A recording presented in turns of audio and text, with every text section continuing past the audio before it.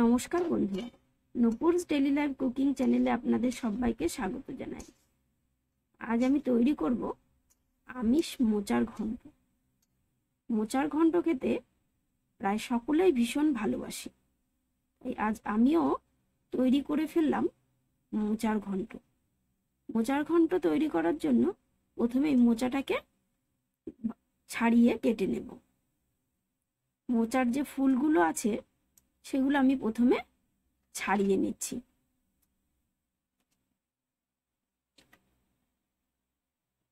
যেগুলো বড় বড় ফুল আছে সেগুলো আমি ছাড়িয়ে নেব, আর যেটা একদম কচি সেটা আর এভাবে ছাড়াবো না, একবারে কেটে দিয়ে দেব। এবার মোচার ভেতরে একটা শক্ত মতো দণ্ড থাকে, যেটা একদম সেদ্ধ হতে চায় না, সেটা ফেলে দেব। আর সাথে একটা প্লাস্টিকের মতো ছোট্ট থাকে, এটাও সেদ্ধ হয় না। এই দুটো আমি বেছে ফেলে দেব মোচার ফুলের থেকে। এই যে এইটা আর এই প্লাস্টিকের মতোটা, এই দুটো সেদ্ধ হতে চায় না, তাই আমি এগুলো এভাবে বেছে নেব। সবগুলো সমস্তটা বেছে নিয়েছি। এখন আমি এইটুকু আর বাছবো না, এটা একদমই কচি, তাই সম্পূর্ণটা এভাবে কেটে কুচি কুচি করে দিয়ে দেব। মাথার সামনে সামান্য একটু শক্ত আছে, সেটা আমি ফেলে দেব। এখন এটা আমি কুচি কুচি করে কেটে নেব। এটা একদমই কচি, তাই বাছার আর দরকার নেই।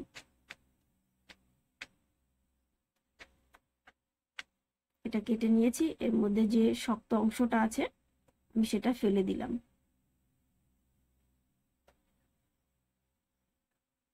এবার আমি যে ফুলগুলো বেছে রেখেছিলাম, এবার মোচার যে ফুলগুলো আমি ছাড়িয়ে রেখেছিলাম সেগুলো ভালোভাবে ধুয়ে জল ঝরিয়ে নিয়েছি। এখন ছোট ছোট টুকরো করে কেটে নেব। মোচাটা কাটার আগেই আমি ধুয়ে নিয়েছি, কারণ ছোট ছোট টুকরো করে কেটে নিলে তারপরে ধুতে একটু সমস্যা হতে পারে, তাই আমি কাটার আগেই ধুয়ে জল ঝরিয়ে নিয়েছি। মোচাটা কাটতে একটু সময় লাগে, তাই যখন রান্না করবেন চিন্তা করবেন তার আগের দিন বা একটু আগে মোচাটা ছাড়িয়ে রাখার চেষ্টা করবেন, তাহলে মোচাটা খুব তাড়াতাড়ি রান্না করা যায়। এভাবেই আমি সমস্ত মোচাটা কেটে নেব। মোচা কাটা হয়ে গেছে। এখন আমি কড়াইতে জল দিয়ে তার মধ্যে মোচাগুলো দিয়ে আমি মোচাটা সেদ্ধ করে নেব। মোচা সেদ্ধ হয়ে গেছে, আমি জল ঝরিয়ে নিয়েছি। এখন কড়াইতে দিয়ে দিয়েছি সর্ষের তেল। সর্ষের তেল দিয়ে আমি আলুটা ভেজে নেব। আমি দুটো আলু ছোট করে ডুমো ডুমো করে কেটে নিয়েছি। এখন লবণ আর হলুদ দিয়ে আমি আলুটা ভেজে নিলাম। আর এখন ভেজে নিচ্ছি কিছুটা চিংড়ি মাছ। চিংড়ি মাছটাও লবণ হলুদ দিয়ে আমি ভেজে নিলাম।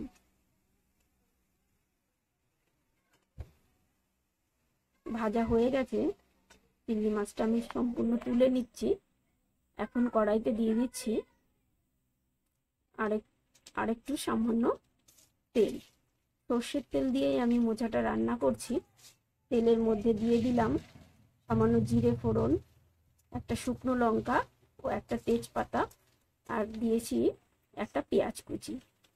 আর এখন দিয়ে দিলাম 4 থেকে 5টা কাঁচা লঙ্কা চেরা, 1 চামচ আদা বাটা, 1 চামচ জিরা বাটা।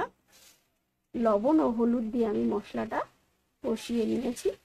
এখন তার মধ্যে দিয়ে দিলাম সেদ্ধ করে রাখা মোচা আর ভেজে রাখা আলুটা। আলু ও মোচা দিয়ে মশলার সাথে ভালোভাবে নেড়ে চেড়ে আমি মিশিয়ে নিচ্ছি। মেশানো হয়ে গেলে এখন আমি তার মধ্যে দিয়ে দিলাম ভেজে রাখা চিংড়ি মাছটা। এখন এর মধ্যে দিয়ে দিচ্ছি আর এক মুঠ কাঁচা ছোলা। এখন সমস্ত কিছু ভালোভাবে মিশিয়ে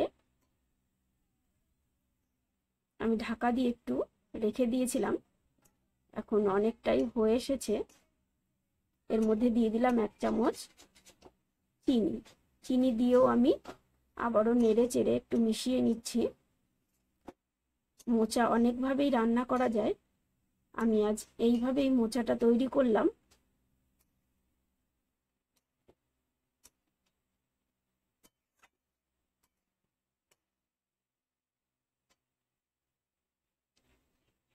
এখন মোচাটা প্রায় হয়ে এসেছে।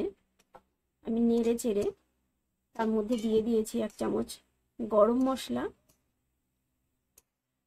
গরম মশলা গুঁড়োটা দিয়েও আমি মোচাটা আবারও নেড়ে চেড়ে ভালোভাবে মিশিয়ে নিলাম। তৈরি হয়ে গেছে সুস্বাদু মোচার ঘন্ট। আমার রেসিপিটি ভালো লাগলে লাইক, কমেন্ট, শেয়ার করতে ভুলবেন না। ধন্যবাদ।